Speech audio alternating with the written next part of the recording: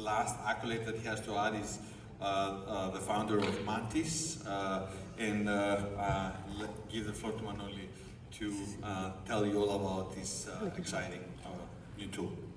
Thank you so much, Vasily.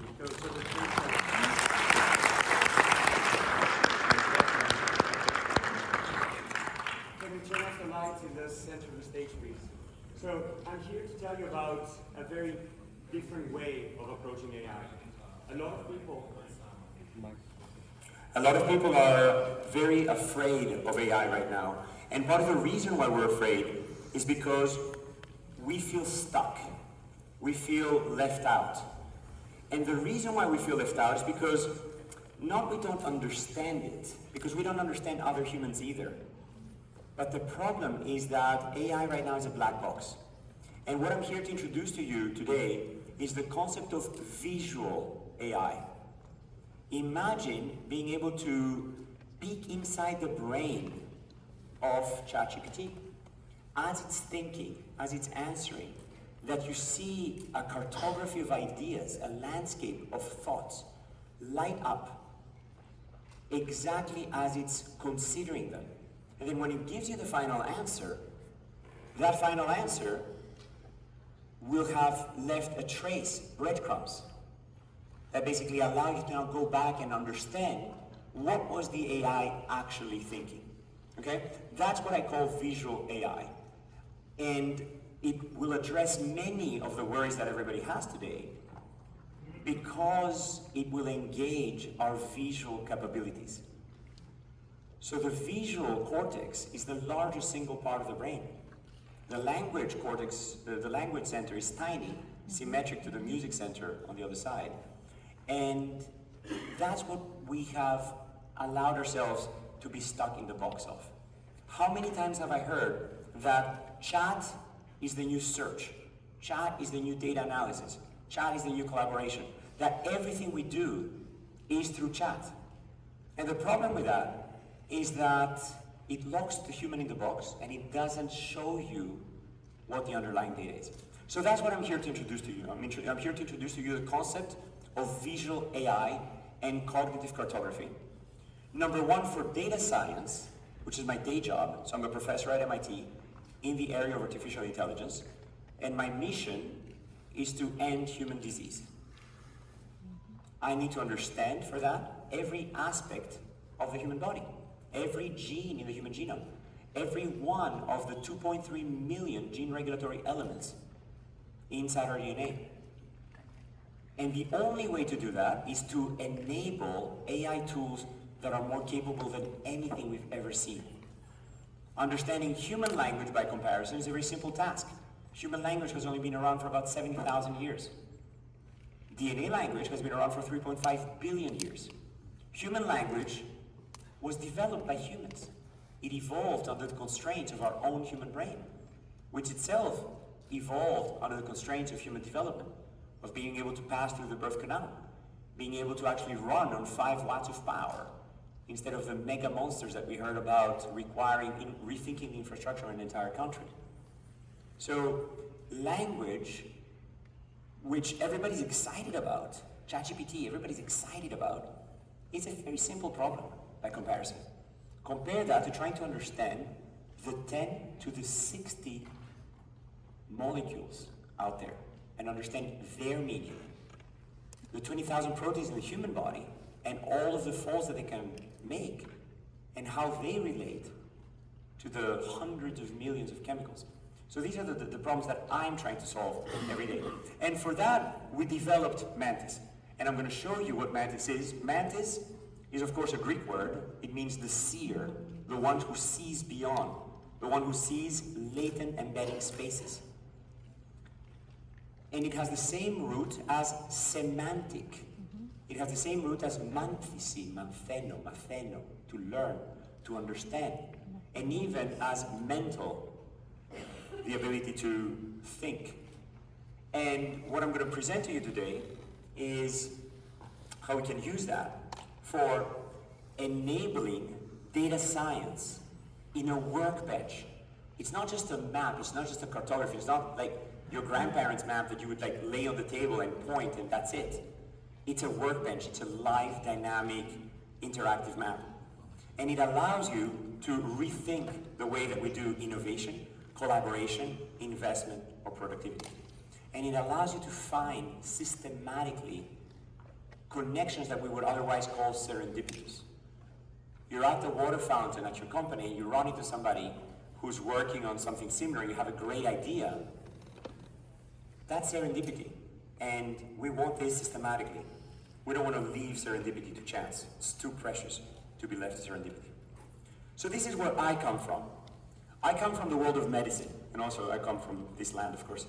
But the world of medicine used to be about looking at the patients from the outside, trying to understand what's going on with the patient, trying to sort of form an opinion, and then somehow intervene. Most of the time it wouldn't work, but over time, with trial and error, you would find some things that work.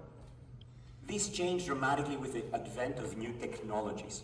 In the Renaissance, being able to actually look inside the body, the visual component, the seeing component. And then what did we see? We saw cells, we saw neurons. Back in 1911, more than 100 years ago, believe it or not, Alzheimer's disease was recognized and categorized based on seeing the amyloid plaques and the neurofibrillary tangles. These are two phenotypes in 4 cells at the bottom left. At the bottom right of the slide, I'm showing you instead our own data. This is 2.4 million cells. Every dot here is a vector of the expression of all 20,000 genes in the human genome. And the only way to understand that data is to project it into a lower dimensional manifold. That's what we call an embedding space. What is an embedding space? An embedding space, basically putting it into a bed, basically means that you're taking very high dimensional data and that you're mapping it into a lower dimensional space. Not just any random lower dimensional space, but the optimal lower dimensional space that preserves the meaning, that preserves the similarity, the constellations of information from the high dimensional space. So in this map, every cell is surrounded by the 30 cells that were its closest neighbors in the 20,000 dimensional space. But we can see it because it's in 2 dimensions. Can I get a 5, 4, 3, 2, 1 here? Who's following me here? 5, 4, 3, 2, 1. That's awesome. Fantastic. Good. This is really hard stuff. And the way that you do it is not your grandmother's principal component analysis and PCA. This is non-linear dimensionality reduction. You're basically warping the space. You're starting from the 20,000 dimensions, then you're projecting down to what we call the Lodi space. And that space is very meaningful. The axis of variation in that space have to do with, I don't know, heart pressure, or cancer risk, or how old you are, or whether you're a man or a woman. And you can dial these knobs to basically go back and forth between all of these different metadata. These latent dimensions are much more meaningful than the 20,000 dimensions of gene expression. Everybody with me here? Good. Now let's take human language. ChatGPT has billions of parameters. It learns how to predict the next word, and it updates its own parameters based on how well it did on the prediction. So it is a self-supervised, self-learning, self-improving system. Ready with me here? So everybody says, ChatGPT is so stupid, it just predicts the next word. I can do that. I'm like, yeah, that's the pretext task. The actual task is understand all of human knowledge. But the way to do it, the way to improve, is to have infinite training data. And the only way to have infinite training data is by self-supervision. You can't trust humans to produce enough data in an annotated fashion. There aren't enough experts in the world. We need like 100 planet Earths, even if everybody was doing that. But if it is self-supervised, you can now improve the parameters and then start predicting the next word. Why is that exciting? That's exciting because the end model gets at 80% with very few parameters. 85%, 86%, 89%, but to get to 100%, to get to 99%, you need to really understand syntax and structure and grammar and sentiment. You need to understand the aspirations and hopes of humans, the worries of scientists who are working on AI or who are working on the human genome and so on and so forth. So you need to really understand the human psyche in order to get to that other level of accuracy. And now you take these billions of parameters and they build representations. That's what AI is all about. AI, generative AI, is all about representation learning. What I'm showing you here is a representation of the 20,000 dimensions of gene expression in a much more meaningful way that reveals the different cell types, that has gradients of disease as you go back and forth. And that is one of the pillars of modern AI. There are three paradigms that make my work possible as a genome biologist. The first paradigm is being able to go from hypothesis first to data first. The second one is being able to go from correlation to causation. And the third one is being able to go from, I'm not going to get this to work. It worked initially, it was great. I guess it's out of battery. And the third one is really representation learning. What do I mean by that? What I mean is that we're not just training AI for a simple task. We're not just saying, oh yeah, we did all the thinking, we are now trying to minimize the number of parameters, we're going to build a targeted model, and then we're going to refine the methodology for the problem at hand. No, that is ridiculous. That's not the way to go. Instead, what generative AI does is that it builds a foundation model. Why do we call it a foundation model? Because it is fundamental. It can do anything. You train it for one task, and then it's ready in zero-shot learning for the next task. It is multimodal. It's able to understand text and images and protein structure and chemical structure and gene expression and knowledge graphs all at the same time. And it's able to truly understand these concepts and reveal these insights. So brace yourselves. This is the most complex slide. There's an equation, X, Y, and Z. No equal sign yet. But classical AI, what I call grandma's AI, is basically going from X to Y.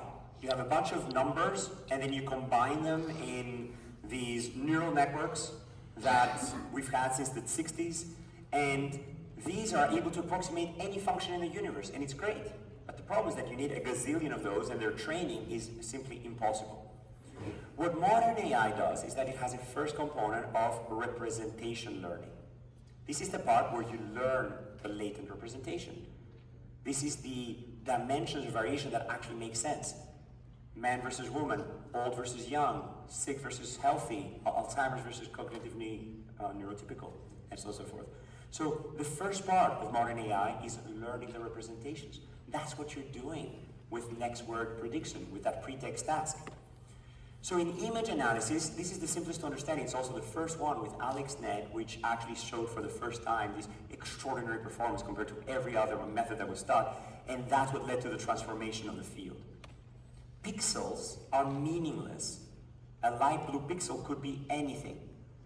But when you put multiple pixels together, they're meaningful. And you can now build layers and layers of abstraction. You can first learn about edges, then about corners, then about circles, then about eyes, and then about faces, and so on and so forth. And you can use these more abstract tasks, these more abstract representations, to then feed it to your fully connected component. But now you're speaking images. You're not speaking pixels anymore. Raise your hands if you're with me here. Everybody with me? Awesome. Who feels that they're learning something? Yeah? Good. Awesome. I'm a professor. I can't help it. I profess. So you can do the same stack of learning for pixels as for genomes. You can basically learn the language of DNA, and we've done that in my group. We've basically understood what is the language that DNA speaks, and what are all of the proteins that recognize these words, and how are they put together into sentences and grammars. But you can do the same thing with chemical structure. Images are 2D. Genomes are 1D. Chemicals, they're nothing D. They're like graphs. But what you can do is take every chemical, every atom, and then look at its neighboring atoms and pass information between them. Every atom by itself has very little meaning. I don't know, hydrophilicity, mass, charge, you name it. But together, they can take meanings because this atom, in the context of those atoms, takes a whole other meaning. And now you can do that for entire molecules and start predicting their function and create embedding landscapes of these chemicals. You can do the same thing with patient records. You can do the same thing, of course, with text and scientific papers. You can do the same thing with knowledge graphs. Over here, we have genes in the center, and we have diseases at the top. And Alzheimer's might be connected to some genes that might be connected to lipid biology. And now those genes, because they're connected to lipid biology, they become more lipid-like. And because Alzheimer's is connected to those genes, it becomes more lipid-like. So in the same way that we can propagate information in a graph of chemistry, we can propagate information in a graph of knowledge. And you can now learn these joint representations across all of these different modalities. And this, of course, in the cellular space of 20,000 dimensional vectors that I showed you earlier. So we can now do the most exciting part, which is the multimodal learning. That basically means that I can jointly learn language and protein structure. Because we humans don't speak protein structure, but we speak language. And therefore, if I can co-embed the natural language description of a protein based on all of the information that's ever been published about that protein and the structure of that protein, then I can speak the same language. And that's what's exciting. That's all the good news. This is the extraordinary advances of deep representation learning, of multimodal understanding, and intuitive reasoning. The problem, as I mentioned, is where the field went wrong. And that's where we left the humans out. And that's what has everybody freaked out. That because of language-only interactions, we treat AI as a black box and we can't peek inside. And the humans are left out of the loop. The analogy that I want you to think about is Aladdin, from the cartoon, of course, my youth, falling inside the Cave of Wonders. Remember, with a big tiger opening and there's treasures everywhere in 3 dimensions. Now imagine Aladdin being locked inside a box. The treasures are the data. Aladdin is only able to ask questions to the AI, and you guessed it, it's the genie, through a piece of paper. Aladdin writes the question, slides it out. The genie now has all of the fun. It goes and flies around and sees all the data, but then he comes back and he just writes it in a piece of paper. And Aladdin just sees the answer and says, seems fine. I have no way of checking. That's the black box. So what we're building, to continue the analogy, is a magic carpet. So that you can fly around and see the data. And of course, you have the genie still. AI is there with you. You have all of the agents, but you can see what they're doing. And that's the concept of cognitive cartography. That's the concept of being able to actually fly inside your data. Here I'm showing you 3 million articles from the New York Times. You'd be hard-pressed to understand what the New York Times writes about if I gave you 3 million articles. You'd be like, oh, well, I need to build an algorithm, hire a bunch of experts, choose categories, find the algorithm that matches papers into the categories. But if you use visual AI, if you use cognitive cartography, if you take that Z vector in the middle of the X to the Y, the latent representation, then it just falls out by itself.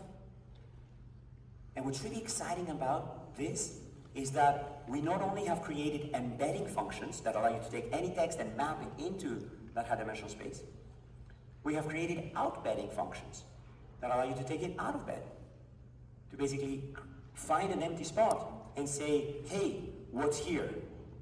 And what this allows us to do is now start generating new molecules, new proteins, new ideas, new documents, as they would be in that latent space.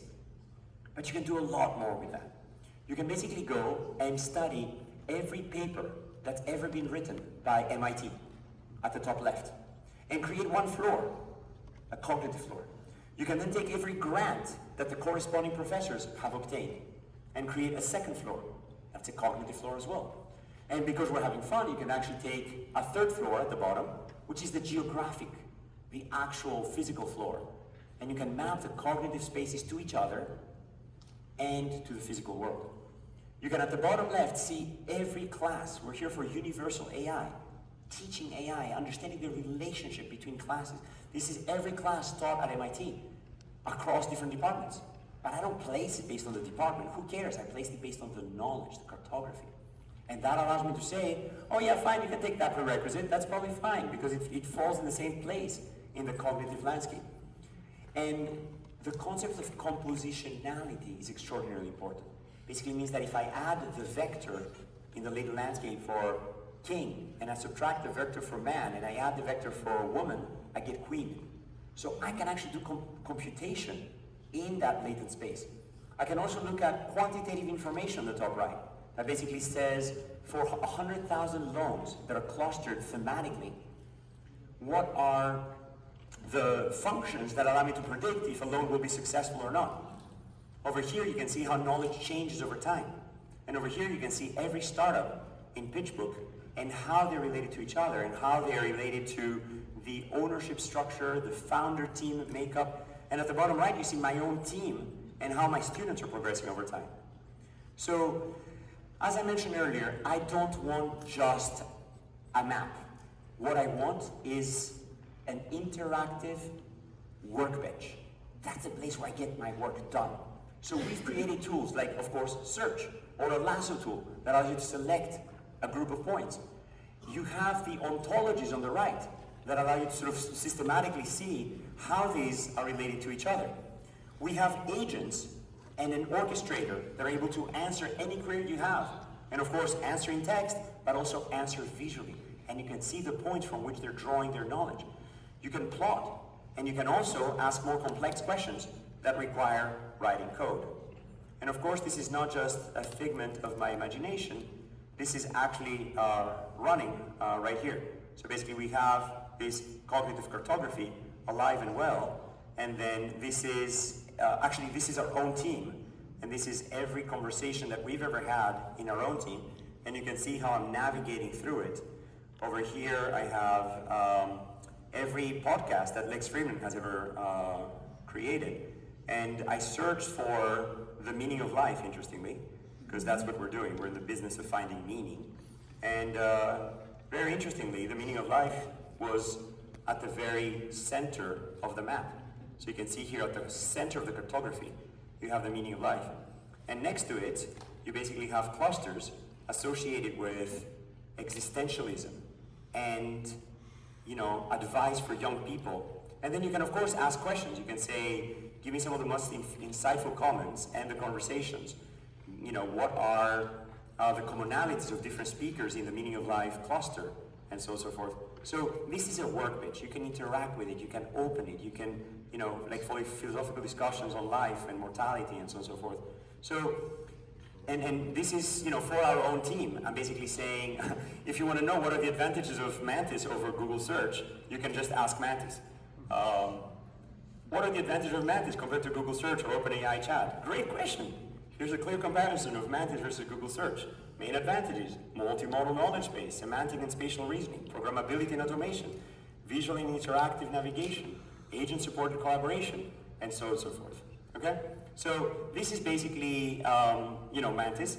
And again, to give you another analogy, imagine being at a ski slope, or, you know, I don't know, navigating a bunch of islands, or you're in the island of Kos, for example. You're trying to decide which way to go. If I give you a map, you can reason about the map. You understand the landscape. The map abstracts. It simplifies. It summarizes. It allows you to make decisions. If instead I tell you, oh, don't worry, chat will do, I'll just tell you when to turn left and when to turn right, I think you'd be feeling a little lost. And for some reason, we've allowed ourselves to just rely on language and chat for all of our decision making. So we are now able to peek inside the brain of the machine. But perhaps the weirdest part of this talk is that you might be peeking inside your own brain. Let me explain.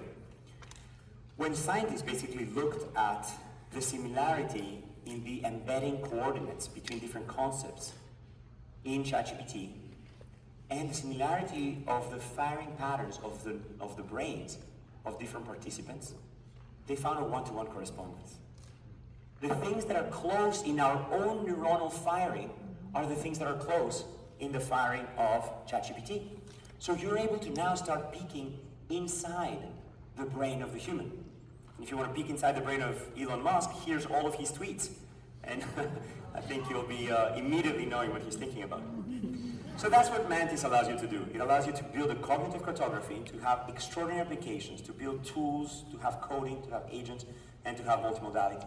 You take any data set, you can just dump a bunch of files in a folder, a bunch of images, a bunch of text, a bunch of floors, and then it's able to combine them together into this cartography. And you can study media and podcasts, you can study songs and meaning. Here's like hip-hop culture, and you can see gangsta identity as one of the things that it automatically discovers there, compared to rock, which is about, I don't know, faith and despair. That's great. Or pop, which is about love and relationships. And then of course you can ask questions that will require writing code. And this is for my daughter's Taylor Swift songs, and for my son, of course, the top football players. This is navigating the space of buyers and sellers and all of the products that they can analyze.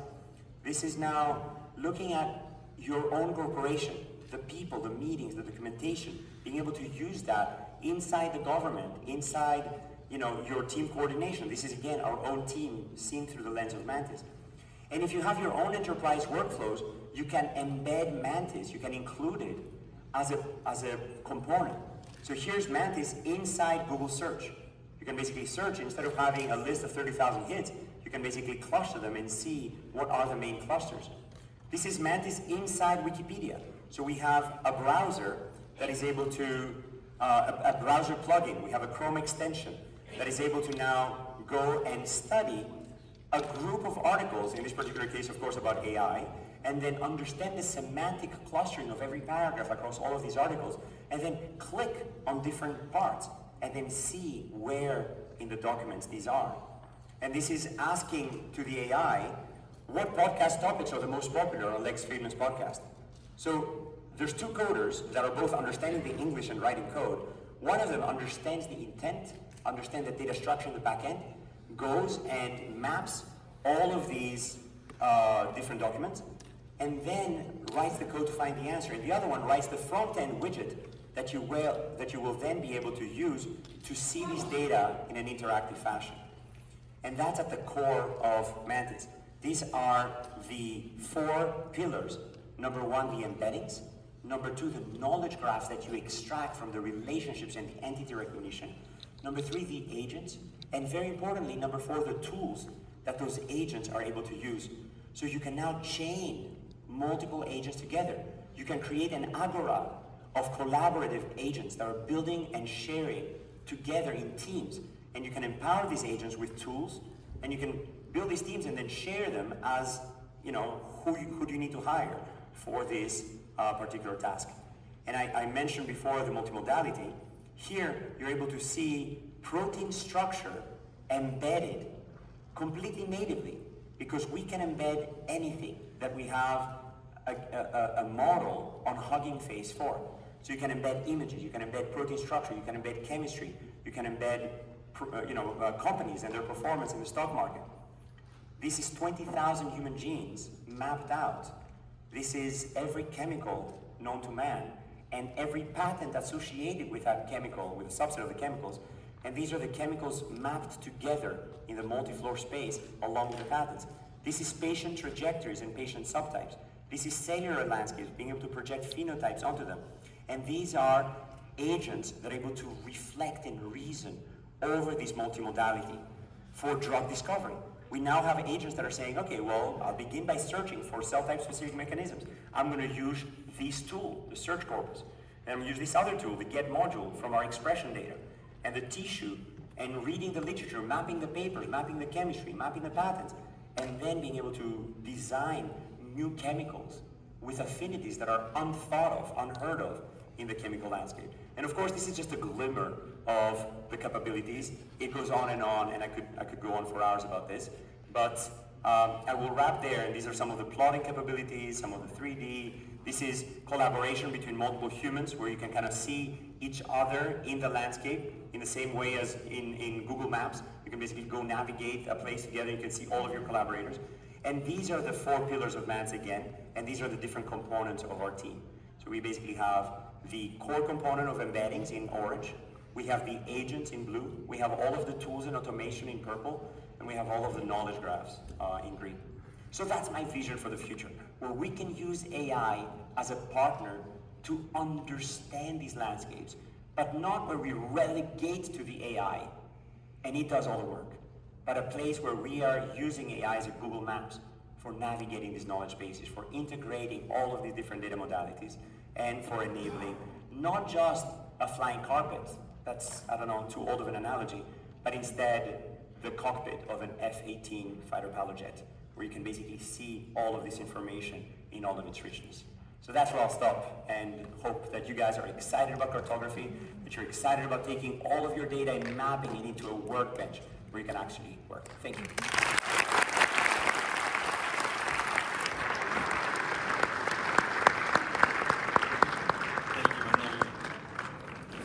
Thank you, Manoli. It was amazing and just in time. I know him for 30 years, so I know what he can do. Next, I would like to invite Lazaros Polimenakos, partner consulting UI and leader at UI Generation